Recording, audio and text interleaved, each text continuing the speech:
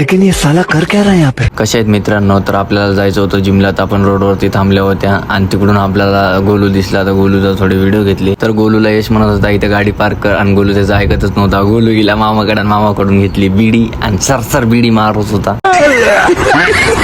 सोनूभाऊ आला तिकडून आणि गोलू काय म्हणते सोनूभाऊला बघा. मग काय गोलू सोबत सोनूभाऊनं आणि यशनं मस्तपैकी फोटो काढले. मध्ये गेलो आदित्य काय करत होतं समजत नाही. आणि तिकडे बघितलं तर काय पप्पू मस्त थांबून आईने बघू लागला स्वतःला.